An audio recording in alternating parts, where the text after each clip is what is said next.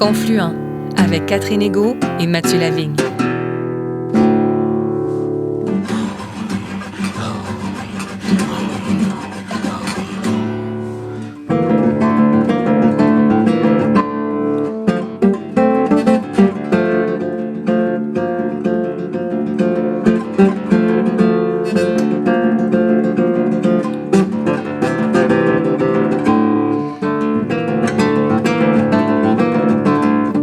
Bonjour Catherine. Bonjour Mathieu.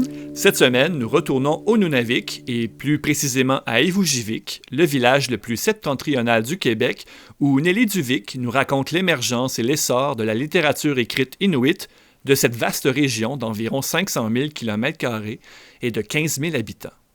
Originaire du sud-ouest de la France, Nelly Duvik a obtenu en 2015 un doctorat en littérature de l'Université du Québec à Montréal consacré aux écrits du Nunavik. Depuis 2011, elle est établie à Ivujivik, où elle enseigne le français pour la commission scolaire Kativik à l'école Nuviti. Ayant émergé sous l'impulsion de missionnaires, d'anthropologues et du gouvernement fédéral, la littérature inuite écrite du Nunavik s'intéresse d'abord aux légendes, aux grands événements historiques et à la chronique du quotidien.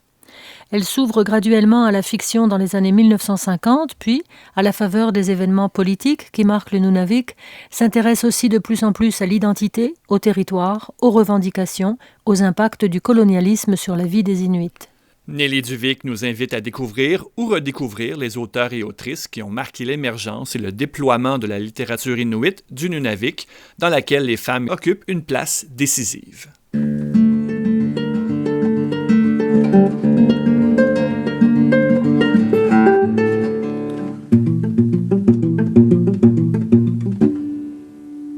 Nelly Duvik, bonjour. Bonjour.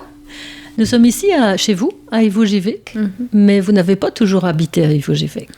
Je suis née à Dax, dans les Landes, dans le sud-ouest de la France, et j'ai grandi là-bas. J'ai grandi là-bas jusqu'à mes 18 ans, et à 18 ans, je suis partie pour l'université. Et donc, je suis partie faire mes études en littérature à Pau, au bord des Pyrénées. Et comment est-ce que vous êtes arrivée à Ivujivik? Quand j'ai terminé ma maîtrise, je ne sais plus par quel hasard, je suis tombée sur le site internet du laboratoire sur l'imaginaire du Nord. Et à tout hasard, à l'adresse qui était indiquée, j'ai envoyé mon mémoire de maîtrise et j'ai reçu une réponse de Daniel Chartier qui expliquait que c'était intéressant et il voulait savoir si je considérais de continuer mes études au doctorat. Je me suis dit, pourquoi pas. Donc, je me suis lancée dans l'aventure. Et j'ai commencé mon doctorat à l'UQAM en 2007. Un doctorat sur les littératures du Nunavik. La plupart des études qui avaient été faites étaient faites en anthropologie, en ethnologie. Il y avait eu très peu d'études en études littéraires sur ce corpus-là. Et je me suis vite rendu compte, en fait, avec mon directeur de recherche, avec Daniel Chartier, qu'il y avait un champ d'abord à ouvrir dans la mesure où il y avait très peu de théories qui avaient été faites et il n'y avait pas eu d'histoire littéraire qui avait été faite et il n'y avait même pas eu un répertoire des écrits qui avaient été publiés. On s'est dit qu'il fallait commencer par ça. Et petit à petit, j'ai monté une histoire littéraire du corpus du Nunavik. Dont vous avez fait un livre? Dont j'ai fait un livre. Ça fait l'histoire de la littérature au Nunavik. Dans ce livre-là, donc, vous parlez de l'émergence de la littérature, mais est-ce qu'on pourrait d'abord définir un peu le mot littérature dans ce contexte-là, dans le contexte du Nunavik? Dans le contexte du Nunavik, la littérature a toujours existé de tout temps, en fait, sous forme orale, depuis le début de la culture inuite. Donc, ce mot-là veut dire plusieurs choses. Donc, à la fois une pratique orale de la littérature et ensuite, évidemment, la littérature écrite qui est venue beaucoup plus tard. Le processus de création littéraire existait bien avant l'introduction des syllabiques, sous prétexte que ces créations-là n'étaient pas consignées de la façon dont on voudrait qu'elles soient consignées, c'est-à-dire dans des livres et des bibliothèques. On ne peut pas considérer qu'il n'y en avait pas.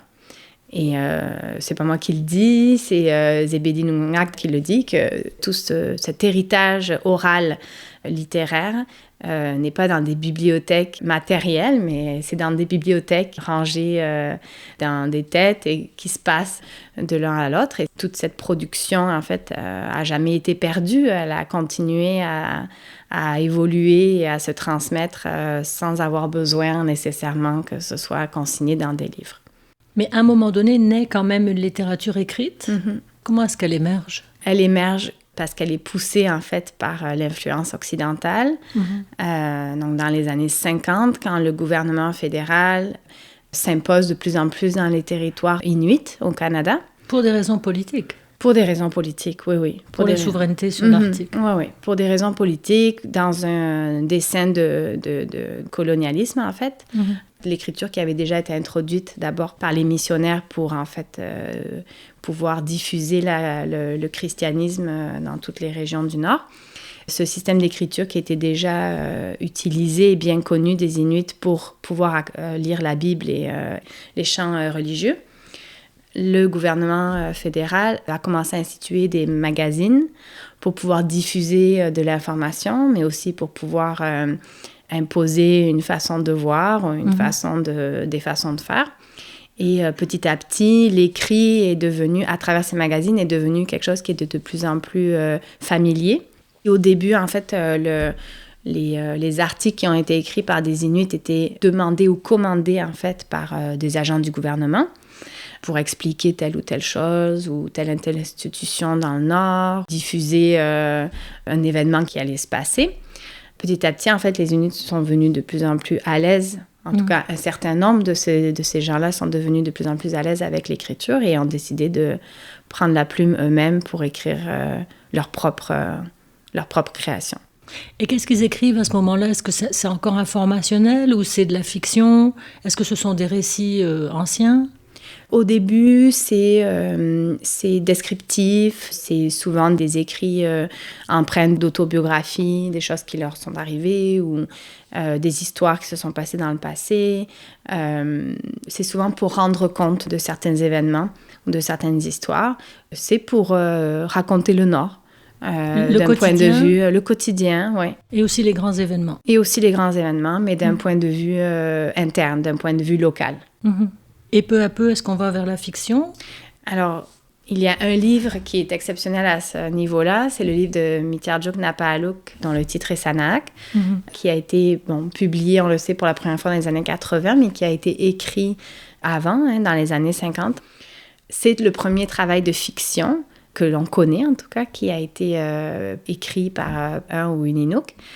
Le livre de Mitiarjuk Napaaluk, Sanaak, est un exemple de livre qui a glissé vers la fiction, mais qui à l'origine était une commande en fait d'un missionnaire qui voulait en apprendre un petit peu plus sur l'Inuktitut et donc qui avait demandé à Mitiarjuk d'écrire une histoire, mais en incluant le plus de mots en Inuktitut possible. Ce livre-là, qui au début, en fait, comme je dis, a été une commande, en fait, a fini par devenir un projet beaucoup plus personnel et a fini par glisser, en fait, vers un travail de fiction. Avec des personnages? Avec des personnages, avec des événements et avec un travail sur la fiction qui a été fait par l'auteur et dont, justement, l'anthropologue Bernard Saladin-Anglure explique dans une préface qu'il a été surpris, en fait, de la tournure des événements, de ce que le texte est devenu.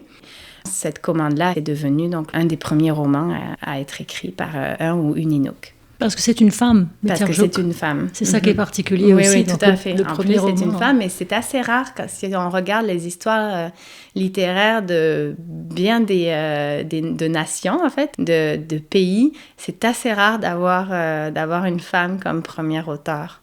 Et ce qui est particulier, c'est que ce livre-là, qui avait été commandé pour enrichir les connaissances d'un missionnaire en Inuktitut, finalement a donné lieu à un vrai récit qui a été publicisé par Bernard Saladin-Anglure, qui était ethnologue, et puis c'est ça qui lui a donné beaucoup de rayonnement. Ça a été traduit en français aussi, assez tardivement. Oui, assez tardivement, ça a été traduit en français, mais d'abord, ça avait été publié donc seulement en Inuktitut, dans une publication plus universitaire, à l'Université Laval. Et il faudra attendre presque 20 ans pour que Sanaak soit publié aux éditions Stankey en français.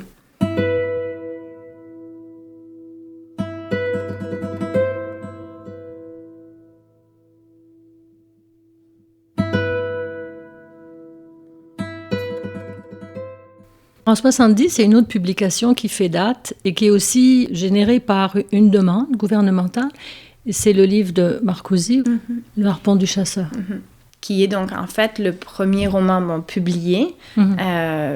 Donc si on considère donc Sana comme le premier roman écrit, mais qui a été publié un peu plus tard. Donc en fait, l'œuvre de Marcuzzi Patsauk a été le premier roman inuit à être publié au tout début des années 1970. Et effectivement, celui-là aussi a fait l'objet en fait d'une commande d'un agent du gouvernement. Et Marcuzzi Patsauk a rédigé ce récit qu'il a écrit lui-même, donc ce qui est très particulier. Il l'a donc rédigé en inuktitut et en anglais. Et il explique que pour lui, c'était important en fait de pouvoir diffuser cette histoire le plus largement possible. Donc c'est pour ça qu'il l'avait écrit aussi, qu'il l'avait traduit lui-même en fait de l'inuktitut en anglais.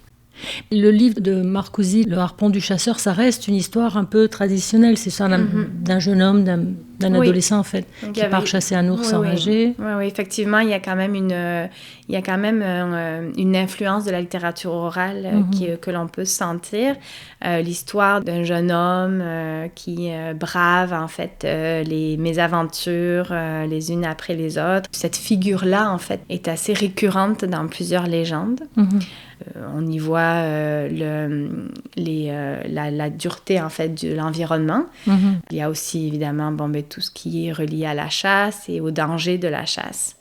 L'entraide, la communauté, la séparation entre les tâches en fait qui sont clairement féminines. Donc on a toujours un peu un va-et-vient entre ce qui se passe au camp, entre les femmes qui sont restées au camp avec leurs enfants et les hommes qui sont donc partis à la chasse et finalement se retrouvent en danger et doivent affronter un ours immense. C'est aussi un récit, je dirais, exceptionnel dans le sens où les émotions des personnages sont décrites de manière quand même assez vivide et assez précise, ce qui est assez rare en fait dans cette littérature-là, et c'est assez tôt, donc puisque c'est au tout début. Donc cet aspect-là est assez exceptionnel. Beaucoup de réflexions sur comment se sentent les personnages, sur leur évolution également. On peut suivre l'évolution de quelques personnages, notamment le jeune homme en question, évidemment, le héros, qui finit par en fait vouloir à un moment donné se suicider. Et cette question-là aussi, c'est l'une des premières fois qu'on en entend parler. C'est une histoire très dure et qui finit pas tellement bien non plus. Et pourtant, elle a été considérée au début comme une histoire pour enfants. Comment est-ce qu'on explique ça? Elle a été considérée comme une histoire jeunesse. Oui, probablement à cause de l'environnement, ou peut-être le héros, parce que c'était un jeune homme quand même. On ne sait pas l'âge qu'il a, mais il semble quand même très très jeune, peut-être au tout début de l'adolescence. Mais effectivement, c'était une grosse erreur parce qu'il y a beaucoup de violence. Il y a des scènes qui sont quand même très sanglantes. Très sanglantes, exactement. Donc, non, ce n'est pas un roman jeunesse, peut-être un roman jeune adulte, mais non, c'est pas, ça n'a pas été écrit pour les enfants. Est-ce que c'est parce que les allochtones avaient un peu du mal à voir le Nord autrement que comme un territoire mythique ou... Oui, c'est possible. Je pense qu'il y a effectivement une idée d'un endroit un peu fantastique, accueillant. Peut-être cet aspect pur, oui, relié un peu à l'imaginaire du pôle Nord et du Père Noël. Je pense qu'il y a un petit peu de ça, malheureusement. On peut se poser la question, en tout cas, de qui a décidé de classer ce texte-là en jeunesse. C'est assez troublant.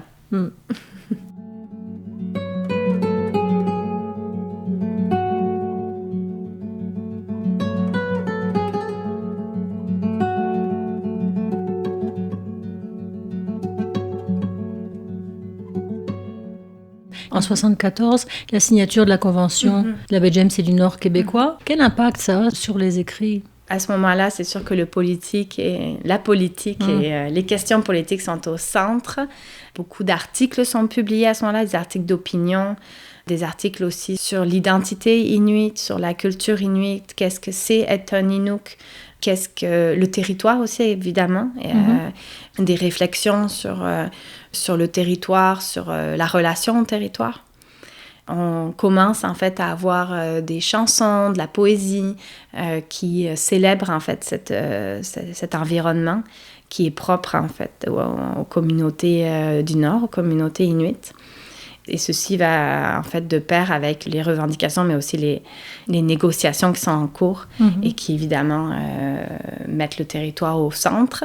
Et c'est aussi là qu'on se rend compte à travers les écrits que l'Inuk, donc l'homme, l'humain, la personne, si je peux traduire ainsi, est intrinsèquement lié au territoire et l'un et l'autre ne peut pas évoluer tout seul.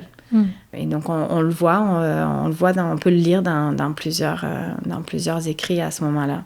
Est-ce que Zebedee-Nungak s'inscrirait dans cette veine-là? Oui, tout à fait. C'est à ce moment-là qu'on commence lui et John Amarualik aussi. Ce sont deux figures de proue dans le journalisme d'opinion, en fait, les textes d'opinion. Ces deux personnes sont très productives à ce moment-là. Et la plupart de ces textes-là sont effectivement soit des revendications politiques, soit des revendications culturelles, plusieurs écrits sur l'identité inuite. C'est à ce moment-là, dans les années 90, qu'on va commencer à avoir cette pensée de revendication. En fait, c'est le moment où les Inuits réalisent l'impact et les conséquences de la colonisation, donc la sédentarisation, plusieurs opérations gouvernementales qui ont fait en sorte que leur culture a été abîmée, réduite. L'abattage des chiens, par exemple, a été terrible. La relocalisation d'Inuits dans le Grand Nord au Nunavut, pour que le Canada puisse revendiquer ses territoires. Tous ces événements qui ont été extrêmement traumatisants et qui ont eu des conséquences majeures. Les Inuits commencent à réaliser ces conséquences-là à la fin des années 80 et 90. Donc, c'est là qu'on va commencer à avoir une écriture un peu plus revendicative, une écriture où le politique, en fait, prend plus de place par rapport à l'écriture qui était plus, comme on disait, sur la vie, sur des événements quotidiens qui étaient, en fait, les sujets principaux jusque-là. Donc, on sent beaucoup de colère, on sent beaucoup de colère et une envie de rétablir, en fait, la justice. Il y a cette volonté, en fait, de rétablir l'histoire, de redonner leur juste sur ce qui s'est passé. Parce qu'on sait que jusque-là, très peu, en fait, de Canadiens ou de Québécois savaient ce qui s'était passé, en fait, dans les communautés inuites. C'est une littérature de l'affirmation de soi. Zebedee-Nungak dit « Je ne suis pas Canadien, je ne suis pas Québécois, je suis Inuk ». Mais c'est aussi, pour certains d'entre ces auteurs-là, une littérature du traumatisme. Parce que certains ont été vraiment emmenés à Ottawa, par exemple, en tout cas dans le Sud, pour y recevoir une instruction blanche. Et ça a été... en même temps que ça leur a donné des outils pour parler aux Blancs. Mais en même temps, ça a été un trauma terrible. Tout à fait. Et donc, pour certains, ils ont utilisé cet outil qui est l'écriture pour guérir de ces traumatismes-là, ou du moins en parler, communiquer à propos de ces traumatismes-là. Mais c'est assez nouveau dans ces années-là, dans les années 90, de parler de ces choses-là. C'est pour ça que le harpon du chasseur est particulier dans le sens où les émotions des personnages sont dépeintes et c'est quelque chose qu'on leur retrouvera seulement des années après, où les gens peuvent parler les auteurs vont commencer à parler aussi de leurs propres ressentis, de leurs propres expériences plus personnelles. On sort un peu du quotidien, on parle de choses plus intimes.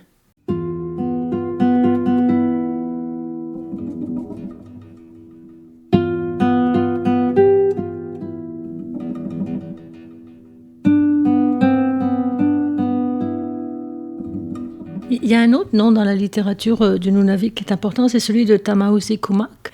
Tamausi Kumak, c'est une personne exceptionnelle. C'est un des intellectuels les plus connus du Nunavik. Et c'est quelqu'un qui a porté plusieurs casquettes. Il a été à la fois maire du village, il a été linguiste, puisqu'il a été le premier à recueillir en fait les mots de l'Inuktitut, du Nunavik pour en faire un dictionnaire.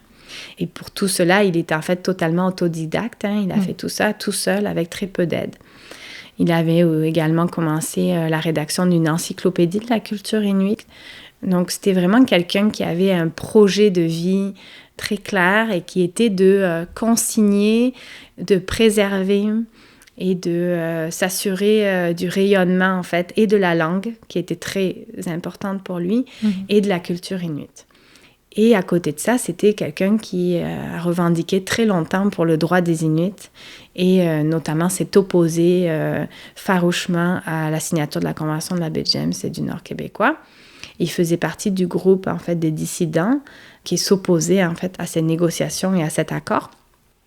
Ce qui a donné pour résultat que 2 villages et demi, je dirais, n'ont pas signé en fait, cet accord et entre autres donc Puvirnituq. Et Vujivik. Et Vujivik, on est en ce moment. Et ça pendant quelques années, et puis finalement, ils ont fini par signer. Donc, Tamusi Rumak, c'était quelqu'un qui était très impliqué dans sa communauté, politiquement très engagé, mais aussi engagé dans des travaux énormes, en fait. Le travail du dictionnaire, c'est un travail incroyable. Et celui de l'encyclopédie aussi, qu'il n'a jamais pu finir, mais... C'était vraiment... c'est la figure de l'intellectuel autodidacte, passionné, en fait, et qui veut tout donner pour sa culture. Tamusi Rumak, il est connu aussi pour son autobiographie qui s'appelle « Je veux que les Inuits soient libres de nouveau », qui a été réédité en 2010 par le laboratoire où vous avez fait vos études à Montréal, Laboratoire Imaginaire du Nord. À l'origine, ce texte-là avait été publié en plusieurs parties dans une revue Tumivut qui a été publiée par l'Institut culturel Avatak. C'est un texte exceptionnel qui relate donc effectivement sa vie, mais en fait qui relate un bon nombre d'événements historiques de la région du Nunavik à travers son histoire à lui, à Puvirnituq. Et donc, effectivement, ce texte a été réédité en 2010 pour la première fois, donc en monographie, en français et en Inuktitut. C'est un texte majeur parce qu'il relate quand même un certain nombre d'événements historiques, mais aussi Tamusi Rumak qui y explique bon nombre d'éléments qui décrivent en fait la culture inuite et ce qui est important pour lui à l'intérieur de cette culture-là. Mais aussi, on suit en fait la vie d'un homme qui a traversé toutes sortes d'épreuves personnelles. Il décrit ces épreuves-là, il raconte son ressenti et aussi, il réfléchit aussi sur l'acte lui-même d'écrire. Et qu'est-ce que cela signifie pour lui, en fait, d'avoir pris ce crayon et ces feuilles pour mettre à l'écrit toutes ces histoires. Et c'est intéressant parce que ça rejoint en fait son combat de vie, c'est-à-dire que pour lui, c'était laisser une trace. Ce qui était important pour lui, c'était de pouvoir transmettre son savoir, transmettre ses expériences et que ces expériences et ce savoir puissent être accessibles à la prochaine génération. Vous disiez tout à l'heure, vous parliez du dictionnaire de Tamusi Rumak et de son attachement à l'Inuktitut. Dans quelle langue la littérature inuite du Nunavik a-t-elle été écrite? Je dirais que jusque dans les années 90, elle a été écrite principalement en Inuktitut. Et après ça, je pense que de plus en plus d'auteurs vont commencer à écrire en anglais. Mais je pense également que ça dépend du genre du texte. Parce que, par exemple, les chansons vont être plus souvent écrites en Inuktitut. La poésie peut être plus souvent en Inuktitut. Mais les écrits plus longs vont commencer à être rédigés plus souvent en anglais. Est-ce que c'est une question de publication, de diffusion? C'est probablement une question de diffusion. Je pense que la plupart des chansons, au début, je parle donc plus des années 70-80, avant que la chanson s'exporte. Cette musique-là est créée pour la communauté. Donc, elle se chante et elle s'écrit en Inuktitut. Les écrits un peu plus longs, les chroniques, sont et pour la communauté inuite, mais aussi parce que cette littérature-là est aussi destinée à être lue par les Ralunag, en fait, par les non-inuits. On a dit tout à l'heure que le premier ouvrage de fiction, le premier roman avait été écrit par une femme. Où sont les femmes maintenant? Est-ce qu'il y a des autrices? Oui, on peut mentionner Sheila Watt-Cloutier qui a écrit un essai. Le droit au froid. Le droit au froid. Elle fait des liens entre la préservation de la culture inuite et du réchauffement climatique. C'est une des premières personnes à avoir fait ce lien-là. Le réchauffement climatique a un impact évidemment sur l'environnement et sur la faune et la flore, mais aussi sur les cultures, et notamment les cultures autochtones, évidemment. Et elle a ouvert la voie à ça. Les menaces climatiques sont aussi d'ordre humain et d'ordre culturel. Beaucoup de femmes sont actives dans le milieu de la chanson. Elissa P. que beaucoup de personnes connaissent, évidemment, qui a écrit des chansons, mais qui a écrit aussi de la poésie, qui a écrit des scénarios de documentaires ou de films. Beatrice Deer, qui est également très active dans le domaine de la chanson, qui a également écrit quelques récits pour la jeunesse. Donc, on les trouve sur scène, en fait, souvent. On les trouve sur scène. T'as Kralik Partridge, qui a fait de la poésie, du slam, en fait, la spoken word. En 2020, elle a publié un recueil de sa poésie, de ses textes. On les trouve sur des formes actives, en fait, des formes de performance. On les retrouve sur la scène de performance. Alors, quand on ne parle pas l'Inuktitut et qu'on veut se familiariser un petit peu avec la littérature inuite du Nunavik, on commence par où? On commence par Marcoussi, on commence par Tamussi Romak, le texte de Mitiar Jokosi, Napaaluk. Et puis, on peut lire aussi votre livre? Oui. Nelly Dovik, qui s'appelle Histoire de la littérature inuite du Nunavik, qui est publié aux presses de l'Université du Québec dans la collection Droit au pôle. Merci Nelly Dovik. Merci.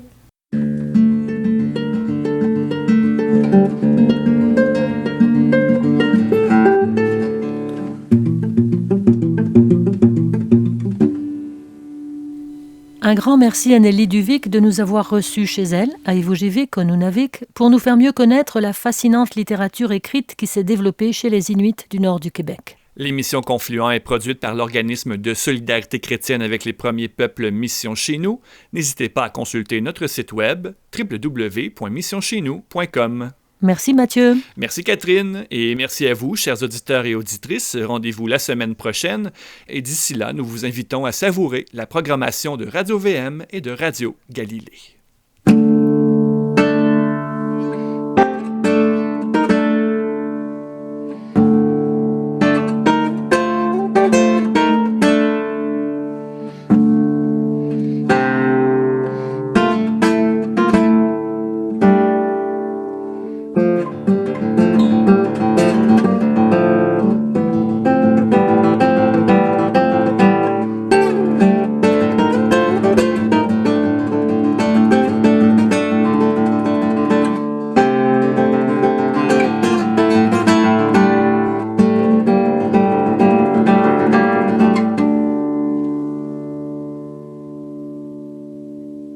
Cette émission est produite par l'organisme Mission Chez Nous avec le généreux soutien financier des Oblates franciscaines de Saint-Joseph et la Fondation Lucien Labelle.